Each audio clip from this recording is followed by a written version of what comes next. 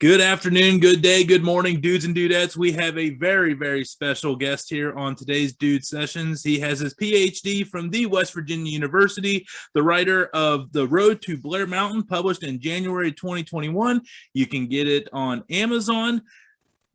PhD man, Chuck Keeney. How you doing, sir? How you doing? Doing well. How are you? Good. You're the first PhD guy I've had on here, so you're the PhD man. So congratulations. You have Right. by far the biggest brain in this conversation. I'm like that little mosquito that asks like the little annoying questions in your ear, but you're the brain. Well, I just have a piece of paper that says that, so I'll be happy to contribute how I can. All right. Well, you've been contributing a lot. This is a very special subject for me. You take a lot of core classes in college. I went for broadcasting and journalism, but I took a class called Appalachian Studies down at Alderson Broaddus College at the time. And I came across the story of the Battle of Blair Mountains and the Coal Wars. And I'm just like, I have never heard of this. And then you get into it and you're like, oh my God, we had a full out war in West Virginia and nobody knows about it. And it was one of the most entertaining classes, by far the most fun class I ever took in college. And then I come across you and you were like a PhD in the subject, in your history field. And then I find out that you're the great grandson of one of the biggest names in that Cold War. And that was Frank Keeney, who was the head of the UMWA, one of the first UMWA bosses of the chapter, maybe the original. You'll have to confirm or deny that there for me. Yeah. He wasn't the first, but he was president of UMWA in West Virginia, and he was president of the State Federation of Labor also from 1920 to 1924. Yeah, very big role in the Battle of Blair Mountain. And your book really talks on a lot about the Battle of Blair Mountain. Before we really dive into this here, I recommend everybody get this book because it is one of the most unique stories. And I promise you, if you've never heard about it, you'll get lost in it. So make sure you have some free time and start with his book here. What do you want your readers to take away from your book, The Road to Blair Mountain? I mean, it covers a lot of stuff. Yeah, it does. It's not a full-on history of the mine wars. I think that there are actually better books than mine if you want a full comprehensive history of the mine wars.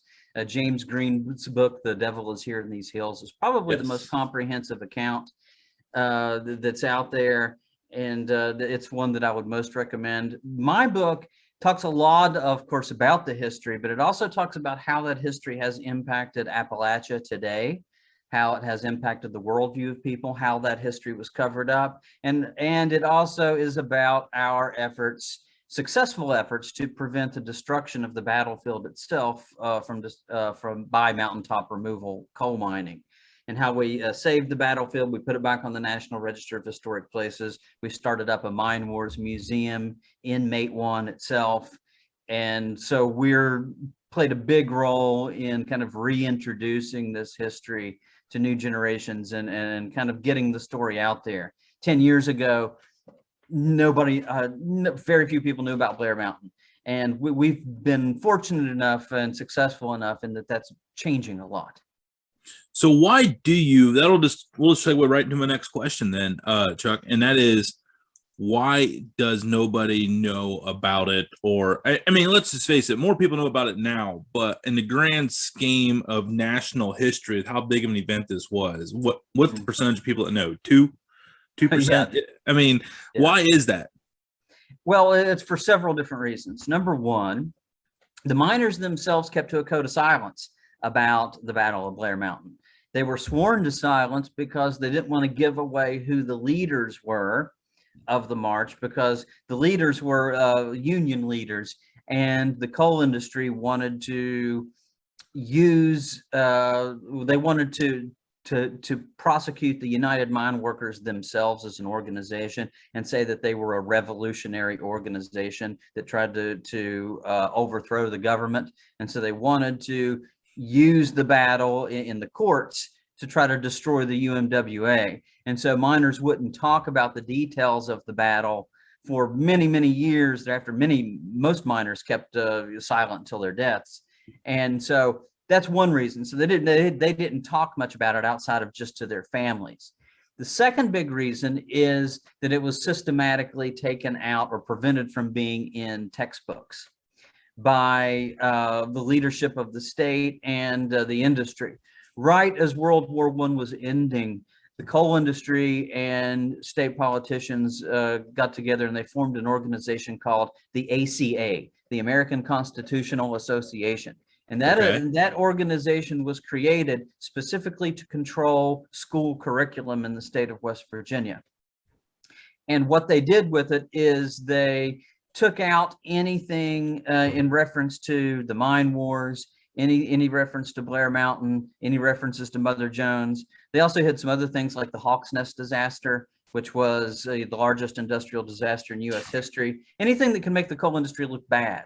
And that way they could have the control the way West Virginians thought about the industry itself. And this isn't just me kind of, saying that it was overlooked. It was deliberate. In the book, I have a whole chapter devoted to this, and there's a paper trail showing how they took it out. Funny how those things lead up to something, right? Right. And how, like, Homer Adams Holt, governor of West Virginia during the Great Depression, the WPA was going to do a project, or they did a project where each state was going to write, they were going to do a history of each state. And they did the history of West Virginia, and they put in stuff about Blair Mountain and about the mine wars. And Governor Holt protested against it to such a degree that he said that the state would not cooperate with any New Deal program if they left those things in the book. And I've, got the letter that states that, and I put that in the book. So it was taken out. It didn't show up. It didn't even make an appearance in any kind of West Virginia textbook until the 1970s, over 50 years after the fact. And then it was just one paragraph about the Battle of Blair Mountain. So it was a really long time before it even made its way into the classroom. So because of those two big reasons, it was just left out of the narrative. But that's changing. So you referred to the Hawks Nest disaster to give everybody an idea of how bad these work environments was. And this wasn't even coal dust. This was white silica coal dust. And they had 2,900 mostly African-American workers, 764 deaths that were eventually so many that they have just random grass burial mounds along the original thing there. And that's just one of the examples that you could go on and on of the lifestyles of the way people lived during that era, which brings us to people don't really understand how much ownership there was of these workers in these situations, especially in the turn of the century, from the 1900s up to the even after the Battle of Blair Mountain in 1921 for years and years yet, because the Hawks Nest was in 1930. Mm-hmm. But what was the lifestyle like of a miner in the coal fields of southern West Virginia, eastern Kentucky, northern Kentucky? Right. In West Virginia, okay, first of all, you had a higher percentage of coal miners that lived in company towns in West Virginia than any other state in America. In fact, around 90% of all coal miners in West Virginia lived in a company town. Now, that's the state with the second highest percentage was Illinois, and I think it was 48%, something like that. So we're almost double the amount. And the coal industry came in. First of all, they got the land from the native mountaineers that lived here, usually in a lot of sneaky, underhanded kind of ways. For example, West Virginia, of course, broke away from Virginia during the Civil War, right? What the industry did is they would go to Virginia courthouses because there were Virginia land deeds to property in West Virginia, like colonial deeds.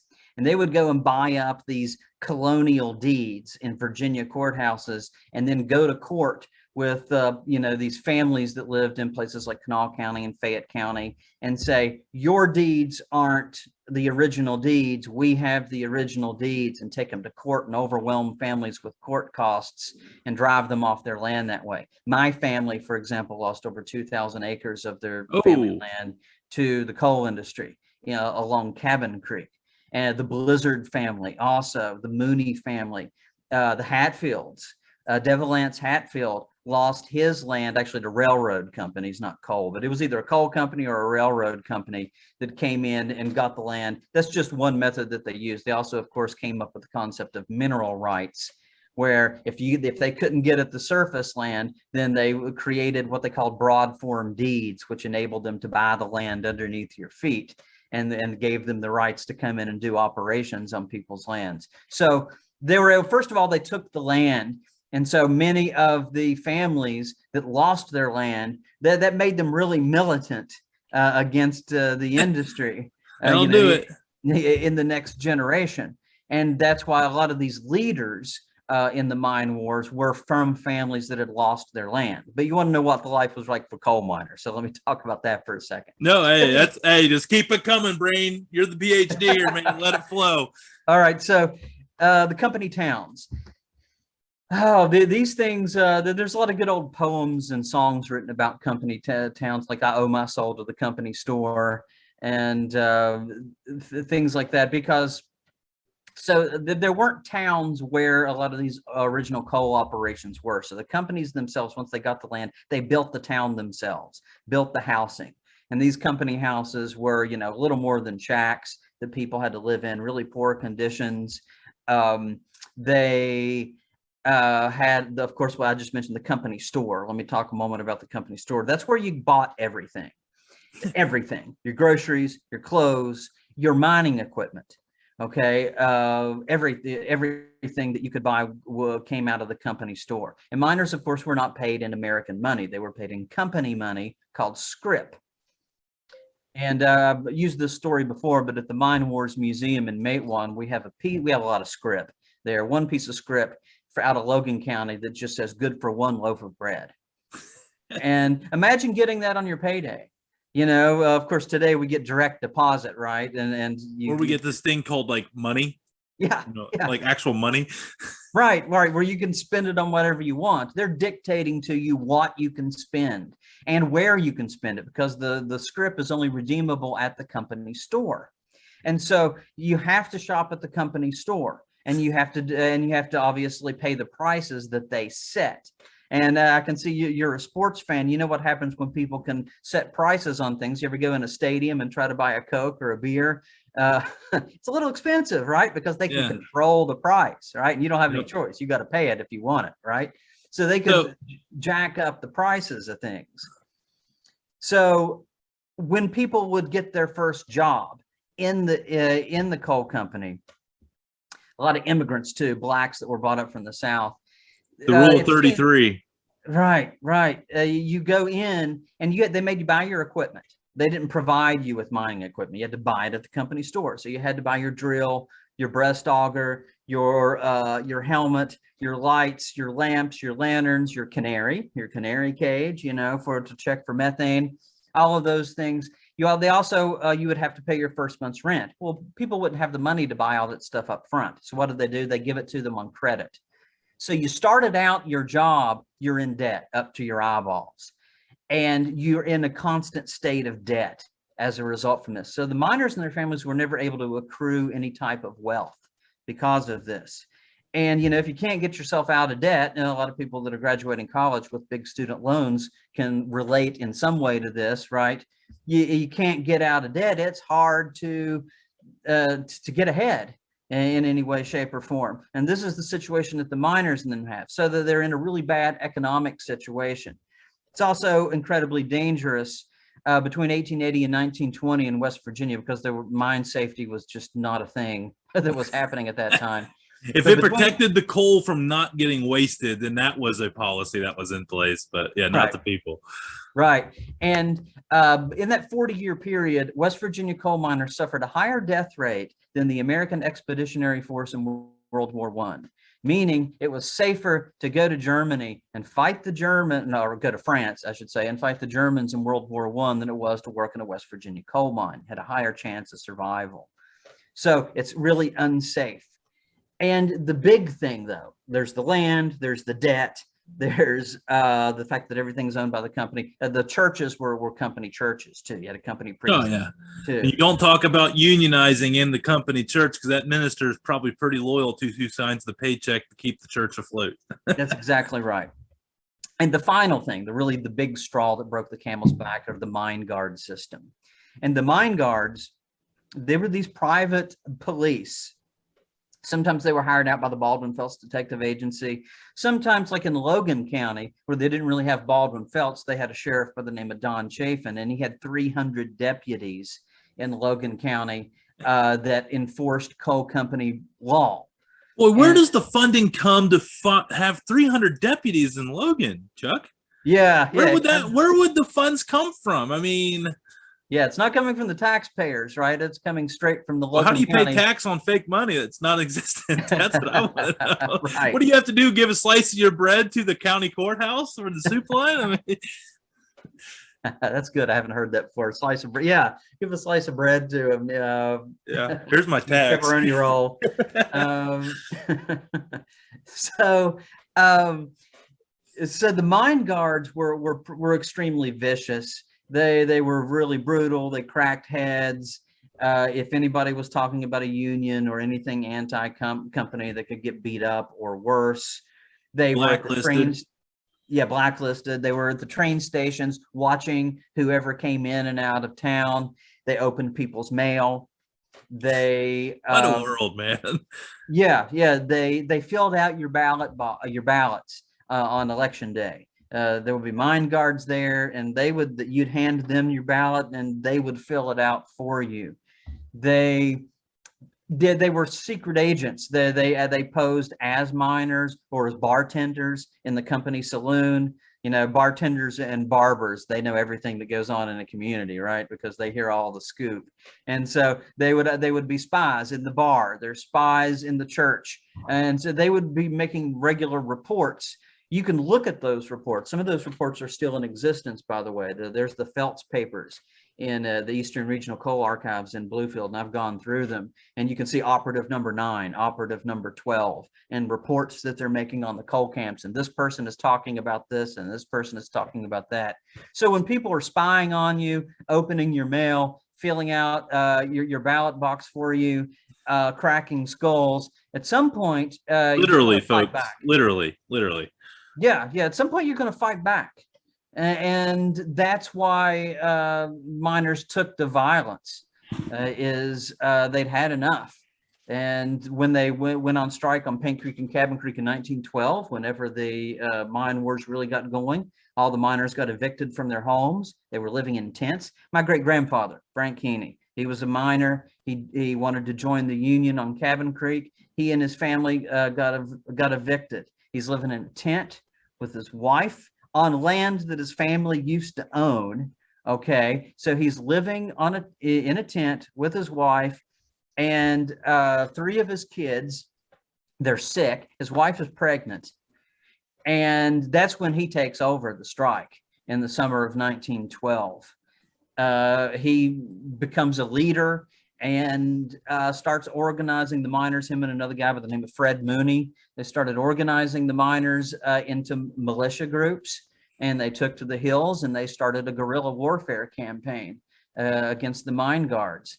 And that led to, over a year of open warfare in Kanawha County, in Cabin Creek, where Jerry West was from. Randy Moss, from around that area, also East Bank. That area is not just known for the sports individuals that it's cranked out, but also for a really bloody guerrilla war that took place. Yeah, and that was from April 1912 to about July 1913, and that was when things really got involved. And the cool thing about like all of this, that was like the powder keg. It was really long and drawn out, and it was still like kept pretty much secret from the national media. Not many people outside of the area knew much about it because unionizing was still in its infancy stages nationwide. But there were some interesting characters that most people might not interesting as the impact of women in this here. And there was one prominent figure, and Mother Jones. Tell everybody about Mother Jones, how strong she was, and how probably ahead of her time that she probably was. Yeah, she was really one of the most interesting people in American history, I think. It's really okay. Explain that. That's a bold statement. Born in Ireland, came to the United States. Her husband and her children died. I believe it was yellow fever that took them down. I may be wrong, but anyway, they all got sick and died over a period of few months. If you don't know, I don't. I'll just leave it. Yeah, I have to check my notes, and I don't remember the exact disease that they got, but they all died. She lost her children and her husband within a span of a few weeks. Lost her whole family, and then decided to become a union organizer, a fighter for the poor. She lived in Chicago during the Great Chicago Fire, saw people lose everything and saw that there was no safety net for people. And then she went around the country, trying to help out workers wherever she could. And she went everywhere, but she got a special attachment to West Virginia, where she said conditions were unlike anything that she'd ever seen. She always called it medieval West Virginia. And that's saying something. As you just said, she survived the Chicago fire, and she thought the West Virginia conditions were worse than people that had nothing. So she thought they had less than nothing. Right. And she'd always say, when I get to the other side, I'm going to tell God Almighty about West Virginia. So that it was even God it has turned his back on West Virginia. That's how strongly she felt about it. And so, but it was her charisma and the way in which she went about things. If you've been around coal miners, and I've been around quite a few in my lifetime, I've been around a couple few. Yeah, they're a tough bunch, right? They're a rugged group of guys. It's a tough job, and it takes tough people to do it. And here they are working in these mines that were even a lot worse than, coal miners today. And here comes this little old lady with an Irish accent. And by the time she was almost 80 years old when Paint Creek and Cabin Creek was going, she was either upper 70s or around 80 at that time. She lied about her age some, by the way, when she was older. So we don't know exactly how old she was at that point. She was like at the original Satchel Paige, the ageless wonder. Yeah. But anyway, it's really old anyway for that time period to begin with. And this old lady comes along, and she was really profane, first of all. Really, really profane. And she's not an Irish lady. Come on. Yeah, right. So she's cussing out the miners and calling them cowards, and so you need to stand up and be men, and you need to. And so, for these coal miners, these rough guys that are used to women that are, this is early 1900s when women cuss in public. Yeah. Well, that women were told to fall in line. Yeah. And now you have this old lady that's sticking her fist in your face and calling you a weakling because you won't stand up for yourself. That's gonna set you back a little bit. You're gonna a reaction to that. There was one incident during the Paint Creek Cabin Creek strike, when after a shootout, she was given a talk, and they brought her a mine guard's coat that was bloodied up from a dead mine guard, and she held up the coat in front of the crowd and said, "This is the first time I ever saw a mine guard's coat decorated to suit me." Okay. So she was, radical. She was out there. She encouraged the miners to pick up guns and fight for themselves. One coal operator referred to her famously as the most dangerous woman in America. But she also was very savvy. She was arrested during the Paint Creek Cabin Creek strike and put under house arrest. Yes. After the martial law. And she was the one who brought national attention to the strike, because she knew how to play it up. She would cuss and rant and scream and tell them to pick up guns and shoot mine guards on one hand. Then once she got under house arrest, she started sneaking letters out to U.S. senators and to big journalists. And then she was playing this, I'm this sweet old lady that they're shackling me up. And it's such a condition in West Virginia that they're arresting poor old ladies like me, and so she knew how to play that angle really, really well. So she's just this really fascinating character. And she was this charismatic person that really helped emboldened the miners. Without Mother Jones, how much longer does this take, or does Blair Mountain ever happen? It's a good question. I mean, Mother Jones had a profound impact on my great-grandfather. She came to West Virginia before the Paint Creek Cabin Creek strike ever happened. She came as early as 1901 and 1902, and she wrote about meeting Frank Keeney when he was a teenager in her autobiography. And she writes about seeing him in a pool hall. He was apparently, and from all accounts, you know, he liked to drink a lot, liked to play pool. You know, was kind of a again, never heard of that in Southern West Virginia. Your great grandfather was a one of one. Right. And she told him, you know, she made an impression on her, and she was like, get out of the pool hall, pick up books, start reading, educate yourself, because you got to be a leader one day. And so he did. He took his advice. He started reading. He only went to the 6th grade in school, and then after the 6th grade, he went to work in the mines, like a lot of people did. Was he? I've read so many accounts. Is either him or Bill Blizzard? They rose up to the ranks. They rubbed off like a boss like pretty well, and they moved up the ranks. They were never given, like, was Frank ever given like a deep mine job, or was he kind of taken under a boss's wing and moved up the ranks quick, or do I have him mixed up with somebody else? You may have him mixed up with somebody else, because they didn't move up within the companies because they were both unionized. Now, Sid Hatfield was the one that rose up fairly quick, and he kind of got a decent job, and then that's what kind of gave him that platform to be able to be sheriff. Sorry, tangent, my bad. No, that's okay. Yeah, they just worked straight up in the mines themselves, both Blizzard and Keeney. Of course, they were good friends. They knew each other quite well. Okay. But Blizzard was a number of years younger than Keeney. Okay. But Mother Jones had this profound influence on him. And he became, along with Fred Mooney, the main leaders of the Paint Creek Cabin Creek strike. So like I said, she emboldened them to fight back and accelerated things. And she's the one, when she came there in the summer of 1912, she came to Cabin Creek for the first time with Frank Keeney, because she was in Charleston, and he came to Charleston and got her in the summer of 1912, and she came back with him. And there's this very powerful story about the first time she steps off the train. They've got a machine gun out there, the mine guards do, and they're sitting there, you know, kind of pointing it at her, and with the little tripod thing, the way those little the mounted 50 cal. It was a 50 cal, wasn't it? Probably. And so they're there in a number of mine guards, and she walks right up to him. And according to the story, she like takes her purse out and starts hitting one of them, and sticks her, they got a machine gun pointed at her. And then she starts pointing at him, and she says, if you try one thing, there's 50 men up in these hills that are armed, that have got their guns aimed at you, and they're going to kill every last one of you, and all this kind of stuff, which there weren't. It was a complete bluff.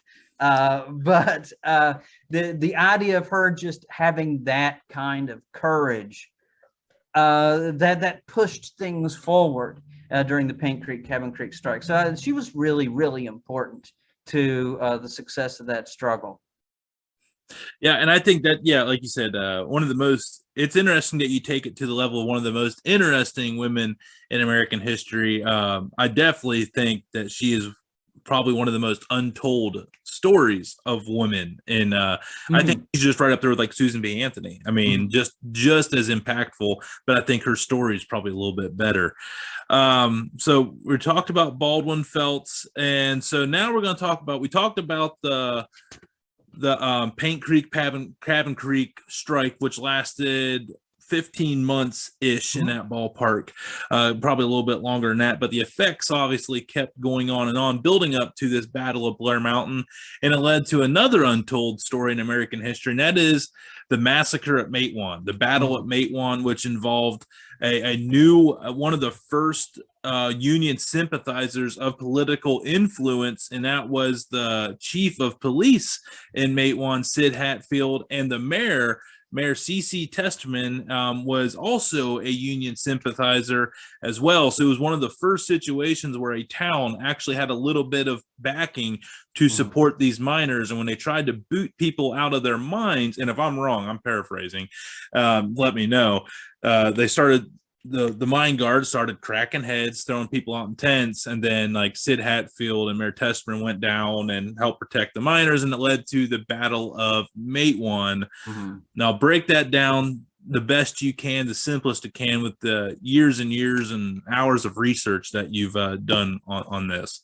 Okay, we're talking about the spring of 1920. And during World War I, after Pink Creek and Cabin Creek, Frank Keeney became president of the Union in West Virginia. Fred Mooney became the secretary treasurer. And they led a really successful organizing drive in West Virginia. And they organized every county in West Virginia except for three: Logan, Mingo, and McDowell, the three southernmost coal counties. McDowell.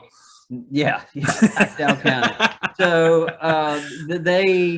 they didn't have those three counties organized, and those counties were at the end of the war the main coal producing counties. They were producing more coal after the war, and those coal companies, this is before, by the way, this is before you have like the huge coal corporations like we have today, like Alpha Natural Resources or Arch Coal, and so there were all kinds of coal companies competing against one another. Okay. And so the coal companies in the non-union counties were able to sell their coal way cheaper than coal companies in the other counties. And so the other counties and in other states, because other states were unionized by this time, they told the United Mine Workers, you don't organize these counties because these coal companies down here in these non-union counties are running us out of business because they're selling their coal way cheaper than everybody else. And if you don't unionize them, we're going to cut all our union contracts. So the entire UMWA's, its survival was at stake. They had to get this organized. Okay. This is awesome. I had no idea on this. Yeah, they had to get this organized. And the miners there, of course, they were non-unions. They were being paid way less, still with company money and all this.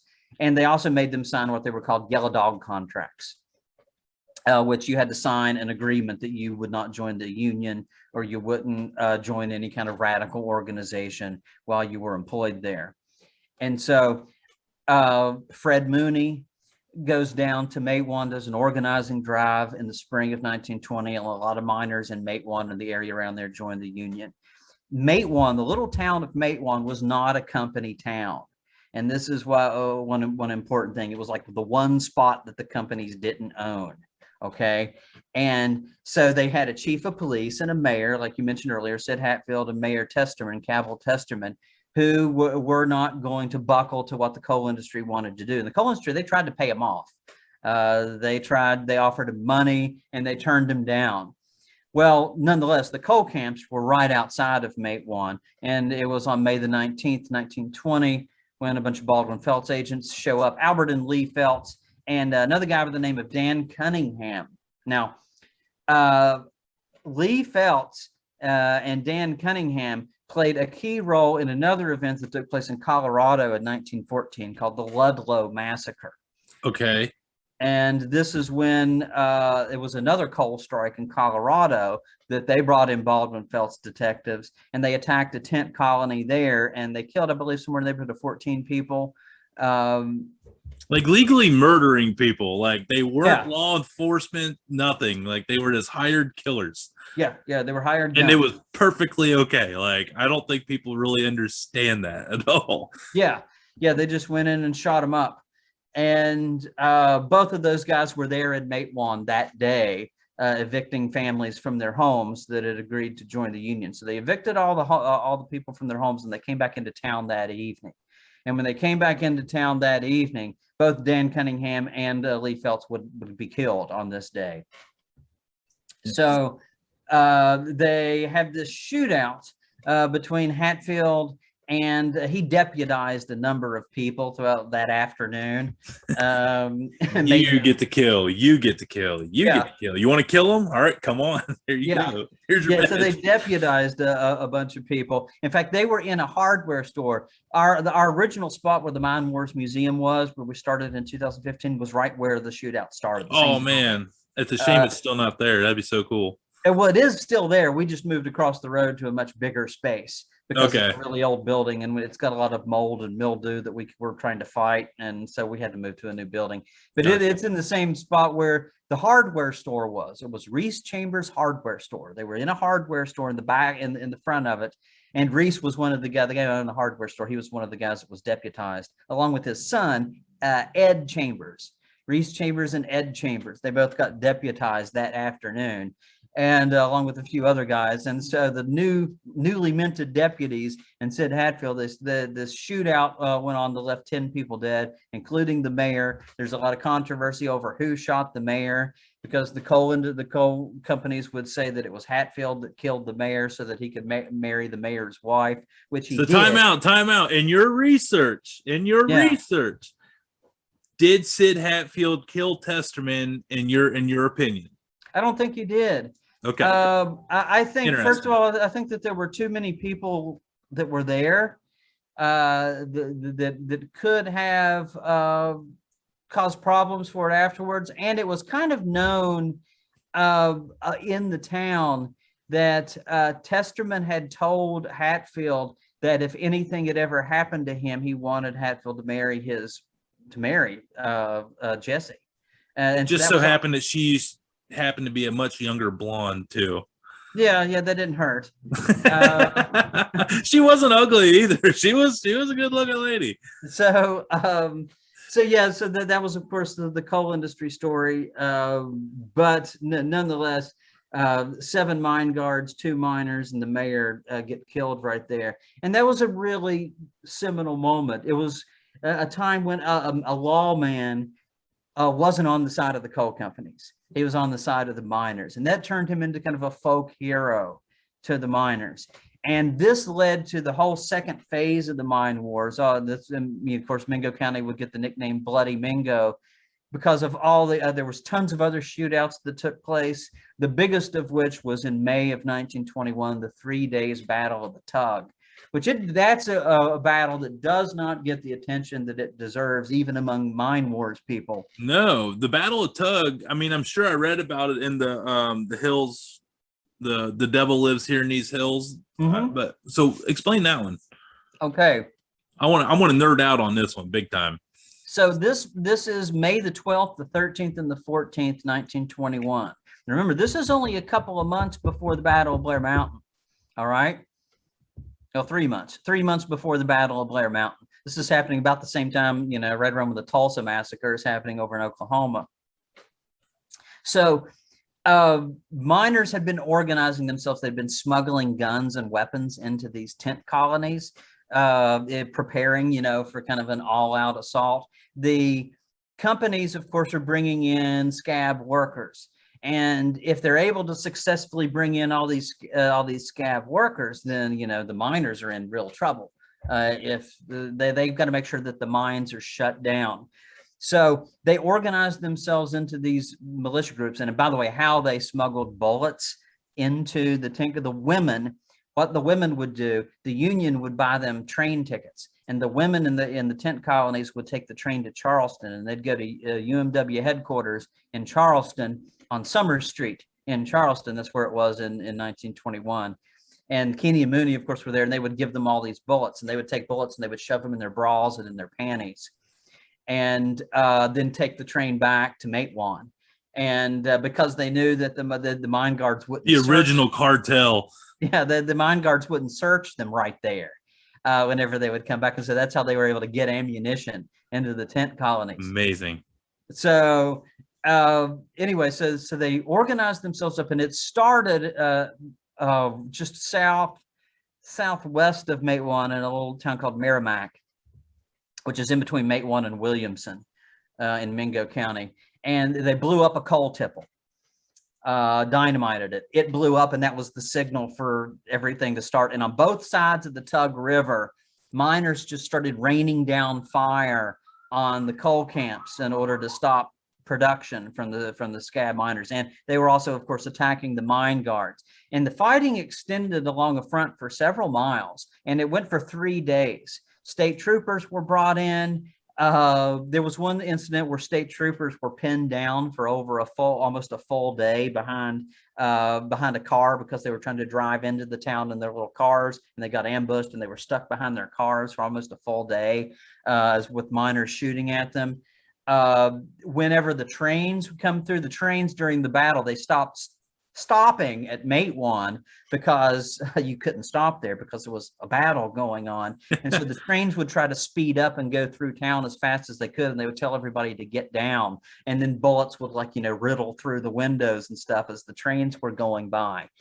So about 30 people were killed in that engagement. We don't know the exact number because miners and mine guards tended to bury their dead in secret, but it was around 30 people were killed in 3 days worth of fighting. It's thought that over 100,000 shots were fired during that 3-day period.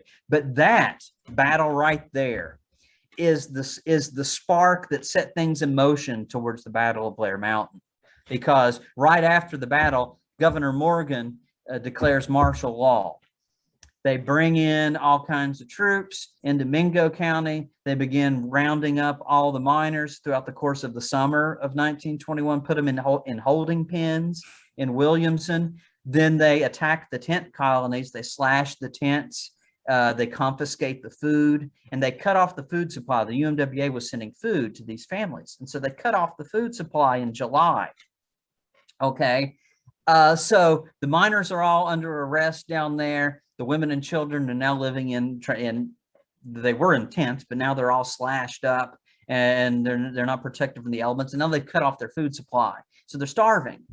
Okay, and so this is a really desperate situation. Then on August the 1st, 1921, Hatfield and Chambers are murdered on the courthouse, Welch County, the Welch courthouse steps in McDowell County, when they were going up to trial. In broad daylight. And after that, and it's like they even knew it was going to happen. Even Sid knew that it was probably not going to go well for him that day. Yeah, they knew that they were kind of marked men. They knew that people were out to kill them. But the sheriff of Welch, of McDowell County, had promised Sid that he would personally protect him. And then he was interestingly absent right there at that moment. I wonder if there was a little extra deposit in his local savings account. And it wasn't scrip either. It was not for a loaf of bread. It was not for a loaf of bread. That's exactly right. And then nobody went to jail for that, even though most people in the town saw it. And then the fuel just kept getting thrown. Here's the thing, these are all matches. And it's like, mm-hmm. It's like lighting one. It's it starts, but it's not quite hot enough to just engulf the whole. You don't have your hot coals yet. You're generating your hot coals, right? And and it just kept going. So the unionization was a little bit of a tricky part. The last thing we'll talk about here before the Blair Mountain is, I mentioned it briefly, is the Rule of 33. And I think you know what I'm talking about with the hiring, the diversion, how they would hire the judicious mixture and to get them to majority come together. So break down to everybody what the Rule of 33 was and how these hiring coal companies structured their workforce. Yeah. Another term for that is judicious mixture. Okay, I've heard that one. Which is what Justice Collins, one coal operator, called it. They wanted to make a mix of blacks, immigrants, and whites, and a pretty good mix of that workforce in order to keep them from unionizing. The idea is the whites aren't going to organize with the blacks, and the blacks won't organize with the immigrants, and they'll all be fighting amongst one another. So let's put them all down in the same area, because these coal camps, now the coal camps themselves, the housing was segregated, but if you've ever spent any time in West Virginia, you know how cramped together little communities are anyway. So like the black section of the coal camp was like the next house. Okay. It wasn't like on the other end, you know what I mean? They were all like scrunched together, and they all were working down together in the mines. And the idea was that these groups wouldn't unionize because they would be fighting amongst themselves. But that didn't happen. That they actually were able to organize and work together. At Blair Mountain, very first miner killed on Blair Mountain was a black man. Eli Kemp was the first miner to die. You actually also had black men that led units into combat at Blair Mountain. Red Anderson was one guy who led like 75 men, some among them white. And you've got to think about this. This is 30 years before the U.S. military desegregates. Okay. And you have black and white people fighting together, and immigrants fighting together. And this was completely different than anything else that was going on in America at that time. Yeah, actually, West Virginia is one of the first states to segregate, and it's actually one of the reasons Booker T. Washington, when he moved and lived in the Charleston area, he was able to get some of the extra education he had because there was, they all had to work together. So yeah, it was actually one of the, and most people wouldn't think that. Most people think West Virginia is one of the worst out there, but it's always been one of the best. Well, it goes into partly why learning this history is so very important.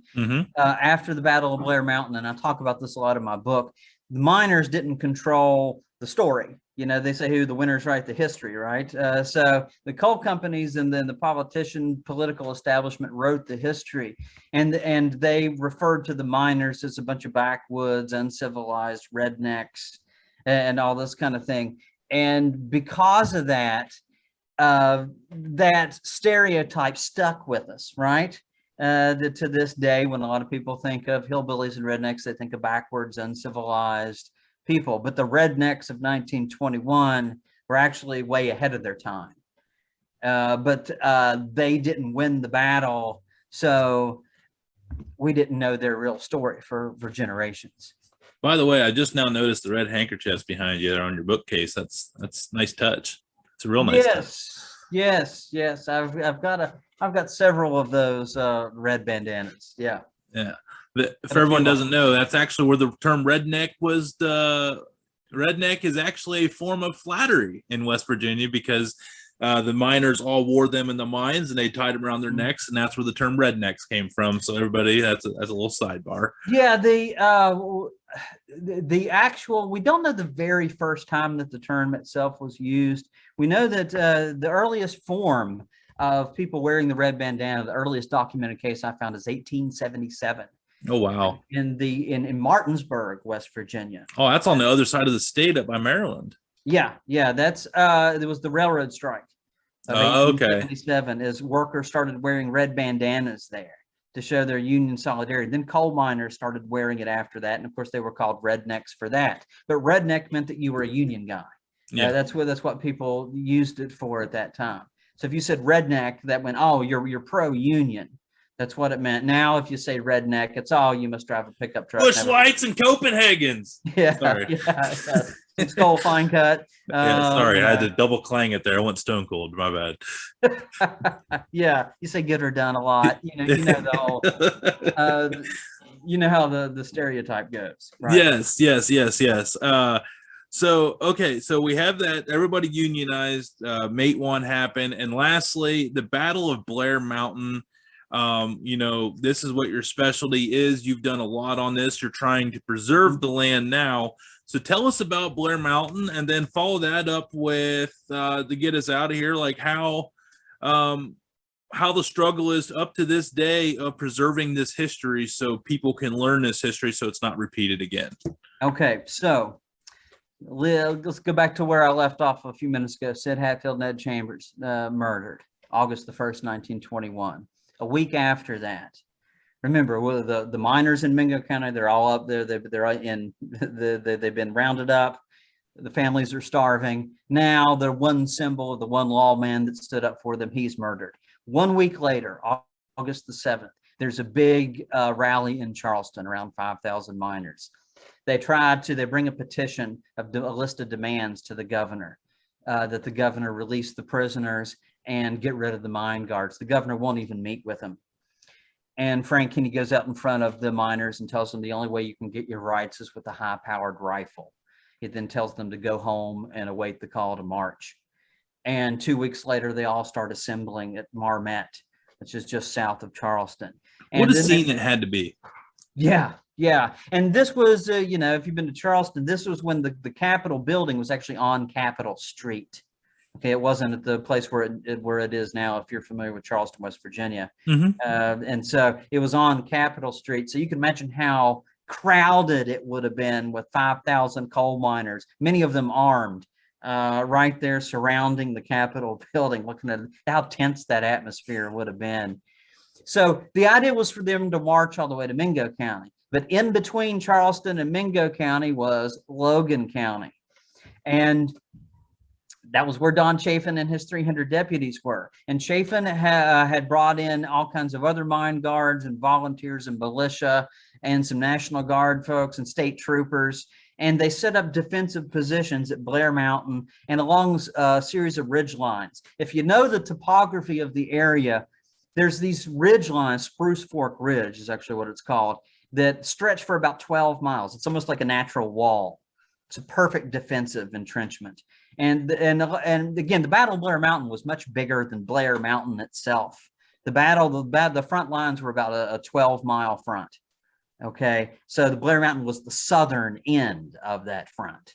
Okay, so they fought for along the front of 12 miles. What the miners tried to do is they tried to do a pincer movement and hit both of the flanks and roll back the Chafin's forces. But it was 5 days from August the 31st to September the 4th that fighting took place. But the coal company forces were dug in, and if you've been up there, which I have, of course, many times, it's so steep. It's just all the ridge lines are so unbelievably steep, and if you're up there on top, the coal company forces, they had machine guns, they had Tommy guns. And of course, Tommy guns were a new thing at the time, and it might be one of the very first times that Tommy guns were ever used in any type of combat. I'm not sure on that, but it's, if not the first, it's one of the first times. Interesting. But anyway, it's incredibly steep, and the miners were never able to quite make a breakthrough. They almost made a breakthrough on Crooked Creek on the third day of fighting. They came real close, but then they moved their defensive lines back about 2 miles and were able to regroup and then push the miners back. But heavy fighting took place for 5 days until federal troops came in. And when federal troops came in, the miners laid down their arms and surrendered. And there's a reason for that, though, too. It's not because they were afraid of the military. It's they respected them because a lot of them were retired, non-active military from World War I. Yeah, a lot of them were World War I vets, a whole lot of World War I vets that took part in this. And their beef wasn't with the U.S. government. It wasn't with the United States. They weren't trying to overthrow the United States. Frank Keeney, my great-grandfather, said himself, the Battle of Blair Mountain was about reestablishing the Bill of Rights. Okay, so they weren't trying to overthrow the government. They were trying to overthrow the mine guards. That's this brutal police state that they lived in coal country. And so this is eventually they lay down their arms. It's going to be another 12 years before unionization fully comes to the coal fields during the New Deal. The decade after Blair Mountain was really, really rough. You had treason trials that lasted until 1924. My great-grandfather was charged with treason along with Bill Blizzard and Fred Mooney and Walter Allen and a lot of the other leaders of the miners. As they probably were expecting. And the trials themselves, that's a whole saga in and of itself. That'll be part 2. We'll do that. Yeah, incredible stories just from the trials. There were 2 miners, by the way, that agreed to turn state's evidence and to testify that they saw that Keeney and Mooney and Blizzard were the ones who organized the strike, and they were murdered. They never lived to make that testimony. Snitches get stitches. I mean, what do you say, man? Yeah, I mean, yeah, the original Saga. I mean, seriously, people make fun of like, hey, snitches get. But there was a point in time, not that any of us or our parents probably knew, but several generations before us, there was never a statement more true than in southern West Virginia in the coal fields. Mm-hmm. And that's probably why there's so many different accounts, correct? Well, the part of it, and there's no, during the battle, there's no firsthand evidence. There's no, like, if you're studying the Battle of Gettysburg, okay, you want to study you can find diaries, you can find orders, that are going back, say, from General Lee to General Longstreet, and you can see, there's all kinds of primary documents that you can use to reconstruct the battle. We don't have that with the Battle of Blair Mountain. Okay, we don't have any of that because, there's no paper trail. What we do have is this. This is a bullet that was fired during the Battle of Blair Mountain. Okay. Now, what caliber is that? That looks about like a 30-06. Yeah, a lot of them were 30-06s. Okay. Yep. Show and tell got cool, man. That's awesome. So why do we want to protect the site? You don't just want to protect the site just for what it symbolizes. Okay. And I think it's sacred ground to me. I think it's I think we should think of the miners in the same way that you think of the folks that stormed the beaches of Normandy, because they're fighting for freedom. They're fighting, and remember, they're not just fighting for their own freedom. They were going to Mingo County to fight for other people's freedom, to free other people. That's what they were risking their lives for. And so these bullets, what do they tell us? They tell us a whole series of stories, because if you can go up there in the battlefield and an archaeologist can then say, okay, here's this tree and this tree and this tree, and we can see these bullet shell casings that are all around here. We know exactly where the miners were, what kind of guns they were firing, where the troop movements were. It's a way for us to use archaeology and forensics to reconstruct the battle and to find out exactly what happened there.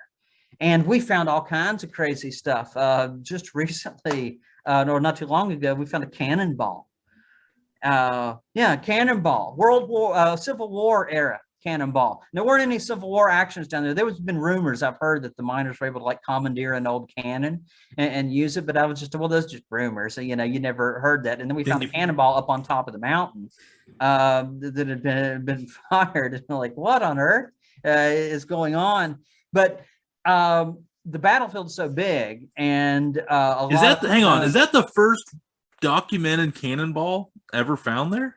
As far as I know, yeah. Look at you, man. I didn't find it. Well, you should have claimed it. I wouldn't have known any different. Yeah. So I didn't. I wasn't actually Kenny King. Look at you, like loyal to the bibliography style, man. Like, nope, deferring. It wasn't me. Yeah. I didn't actually find it, but I was. Kenny brought this box in full of stuff, and Sean Slifer, the exhibit designer of the Mine Wars Museum, and I are going through it, and I'm like, is this a cannonball that I'm looking at? And we're like, is this? And so we went around, sure enough, yeah, it was a Civil War era cannonball, about the size of a softball. That's crazy. Yeah. So anyway, though, a lot of the land up there is owned by coal companies, and they don't let us go up there. And so only about 25 to 20% of the battlefield has actually been professionally explored by archaeologists. Who's the company that owns Blair Mountain now? There are a number of different companies that are up there, and these are companies that nobody's ever heard of. You see? Yeah, I was gonna say, when I was there, it was all private stuff. It wasn't a major. It wasn't. When I was living down there, it was still Cliffs was a big deal down there. And Massey Coal was still. Oh yeah. That was I was down there during the Massey, because I lived in Boone County going to Logan, so I'd travel through Sharpless over right over Blair. So I actually drove over Blair a lot. Right. And like you said, when you drive over it, I would sit there and I'd be like, that's rough terrain. I just see these guys just shooting into the side of a hill, just saying they were shooting at each other, and a lot of the time in these situations, because you couldn't see much. I mean, you couldn't see unless you were at the high ground, but even then you were so many rocks you could hide under. That's why there were so few documented casualties, because they're probably more shooting than actually hitting. It's a jungle. I mean, it really is. It is very much like a jungle. Hell of a mountain to pick a battle on, you know? I mean, Right, right. And so nowadays you've got like Massey. Massey was there, but Massey didn't own the land. Okay, they leased it. They okay, leased yeah, it a lot of from, land contract situations down there. yeah. So the companies are like United Affiliates Incorporated, Western Pocahontas, Natural Resource Partners. Okay, and these companies are like ghosts, finding out information. I talk about this in the book. These companies are like ghosts. You can't find info. You can't like United Affiliates Incorporated, Major Landed. They own hundreds of thousands of acres in southern West Virginia, and you can't find anything about them online. Nothing. So they're Nothing. just like an entity that just does taxes every year. Yeah, yeah. You can't find anything about these people. Because they're not actively mining there, correct? Because there's no money in coal right Well, now. we stopped them. We got to put it back on the National Register of Historic Places in 2018. And according to state code, you cannot do surface mining on a site that's listed on the National Register. Are they still allowed to do deep mines then? They can still do deep mines. But deep mining isn't going to destroy the battlefield itself. Correct. I mean, I don't care if they deep mine it. That doesn't bother me because it's not going to upset the landscape. Okay, if they go underneath and take it out, okay, whatever.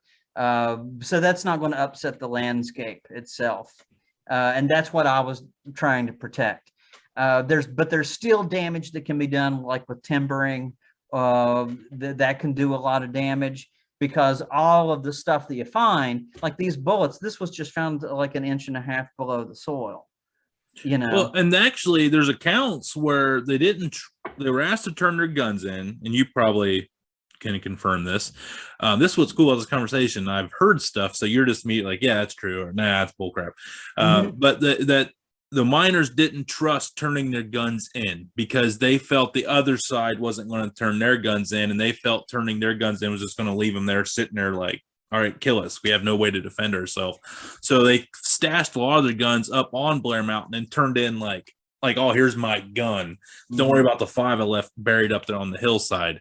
So there's been accounts where you actually probably like in these old trees, like, you know, stumps and like underneath the root system there, like you might still find like we've got one of them on display. Okay. Yeah, you can still find guns buried underneath trees and stuff. So yeah, timbering would be a big deal.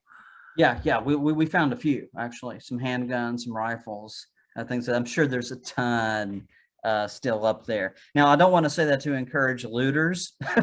Yeah, that's where metal detectors like, hey, come kind of find this old Colt 45. Yeah, so we hope that people will allow for archaeologists to go there and find it so that they can document the spots and that kind of thing. But when you said that they hid their guns and because they were, you know, worried about that, this is a good story to kind of cap things off with.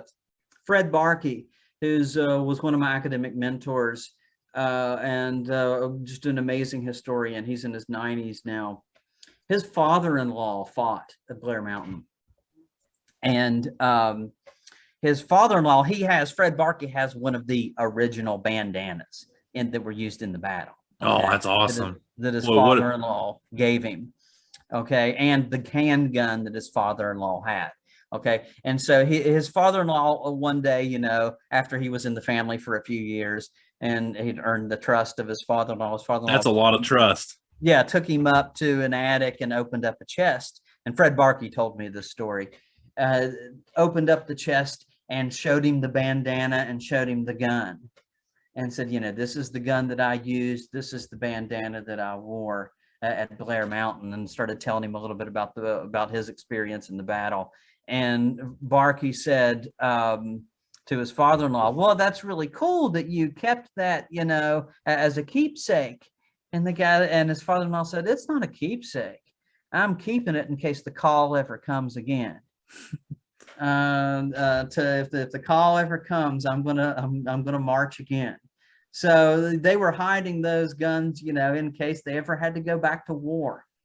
All right, because I mean, everyone kind of figured like, well, this is like just another step. Like, it's not going to stop here, you know. Right. Like, so why give away all the accumulation of supplies that we've accumulated? Well, man, Chuck, I can't begin to describe. Sorry, this went a little bit longer than probably what we anticipated, but man, I could keep going on and on. Your brain is full of unbelievable knowledge. Thank you so much for stopping here on this special segment and going over all of this and really just telling a story that people need to be aware of, because I'm a big believer in, if we don't learn our history, we will repeat it. And now actually we're kind of starting to see that with a lot of these people not getting happy with the level of the 1% to the regular middle class. It seems like there is some labor differences really starting to flare up again outside of the union, just as a general blanket in 2021. So it's going to be important that people remember stories like this. And again, thank you so much for shedding some light on it. And hopefully some other time soon we can have you back on here to talk about maybe some of these court documents or some of the some of the stuff on there.